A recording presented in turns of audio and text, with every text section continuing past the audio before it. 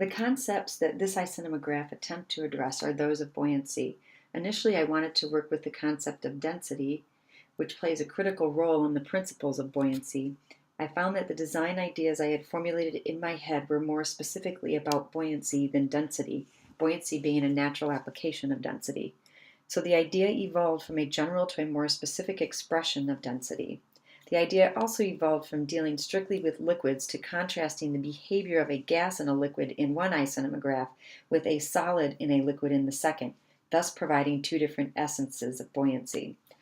We don't intuitively consider liquid pressure in thinking about buoyancy, nor do we really consider buoyancy as it relates to gases and liquids. We expect through experience that gases will rise, and we tend to restrict examples for buoyancy to solid objects. So the intended experience is that the viewer will be engaged by the perplexing and, to those partaking of a nitrogen-pulled beverage for the first time, surprising downward motion of the gas bubbles.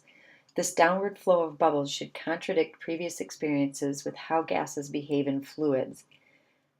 With the sculling iCinemagraph, I had initially intended for the boat to be in motion, with the water standing still, giving the impression of a very light craft hovering over the water without disturbing the surface.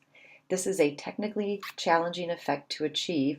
However, I went to great lengths to capture the footage and felt committed and determined to use these two ideas, and so therefore settled for a different perspective in using the sculling iCinemagraph. I believe the subtle movement of the water, contrasting the motionless rowing scull, still gives the impression of a hovering craft.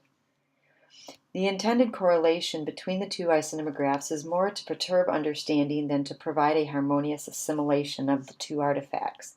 The viewer should perceive the light gaseous substance as sinking, and the heavier solid object as floating effortlessly, creating some dissonance with their previous experiences, leading to a more thoughtful consideration of the forces at work.